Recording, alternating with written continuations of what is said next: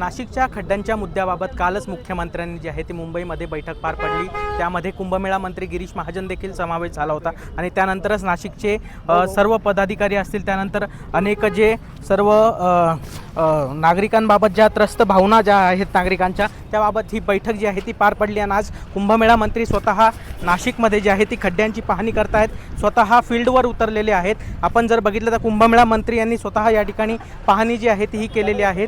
भाऊ, आपण या ठिकाणी स्वतः पाहणी करत आहात, नागरिकांच्या समस्या जाणून घेत आहात, काय नेमकं अतिशय युद्धपातळीवर रस्त्याची कामं सुरू आहेत, काँक्रिटीकरणाचं काम सुरू आहे आणि ज्या ज्या ठिकाणी खड्डे आहेत, खूप पाऊस झाल्यामुळे अनेक ठिकाणी रस्तेच वाहून गेले आहेत, खड्डे खूप पडलेले आहेत आणि मखमलाबाद रस्ता अतिशय खराब झालेला होता आणि म्हणून परवाही मी तिथं तो गेल्या 4 दिवसापासून मी इथे फक्त 1 दिवस मुंबईला गेलो काल बैठकीसाठी।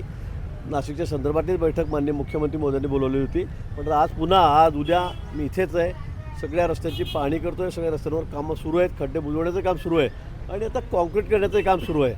खरं म्हणजे आमचा अधिक भर आता कॉन्क्रिटीकरणावर आहे, लवकरात लवकर कसं पूर्ण होईल आणि नाशिकरांना अगदी आम्हाला या सगळ्या रस्त्यातून खड्ड्यामुक्त करायचं आहे, कुठेही खड्डा राहणार नाही हे आम्हाला आता या ठिकाणी बघायचं आहे। आणि म्हणून आता अंतर्गत रस्ते पण जे आहेत त्याच्यासाठी काल माननीय मुख्यमंत्री मोदींनी मान्यता दिली आहे। जवळपास 1000 कोटी 1200 कोटी रुपयाचा DP आता आम्ही मुंबईला पाठवतो, मंत्रालयामध्ये पाठवतो। मला वाटतं तो झाला तर अंतर्गत जे रस्ते कॉलन्यांमधले ते सुद्धा आम्ही आता पूर्ण करू। भाऊ, काल मुख्यमंत्र्यांनी सभा घेतली, त्यामध्ये देखील MNGLची तक्रारी करण्यात आली होती। मुख्यमंत्र्यांनी देखील याबाबत आदेश दिले आहेत। आज देखील विशेष महासभा जी आहेत महापालिकेत बोलवण्यात आली होती, त्यामध्येच सर्व जे लोकप्रतिनिधी आहेत यांनी देखील MNGLवर असतील, स्मार्ट सिटीवर असतील, हा मोठ्या प्रमाणात राग व्यक्त केला आहे। फ्रॅक्चर आंदोलन जे आहेत ते सत्ताधारी पक्षाच्या नगरसेवकांनी केलं आहेत, काय नेमकं आपल्याला मला वाटतं MNGLचं काम अतिशय संथगतीने सुरू आहे।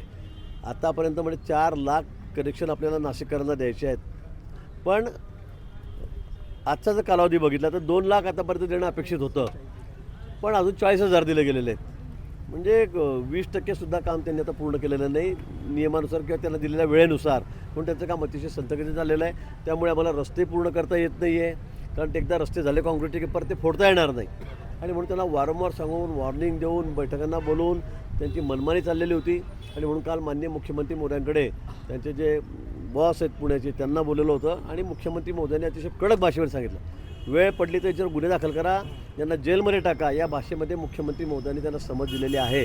मला वाटतं आता ते निश्चित सुधारतील, पण आता अतिशय वेगाने काम करणं, हे काम पूर्ण करून घेणं ही आमची जबाबदारी आहे। म्हणून गेल्या आठवड्यातसुद्धा मी 3-4 दिवस इथेच होतो, पुन्हा काल मुंबईत मी या ठिकाणी बैठक आटून पुन्हा इथे आलेलो आहे, उद्यासुद्धा मी या ठिकाणी इथेच आहे आणि सगळ्या रस्त्यांवर फिरतो आहे।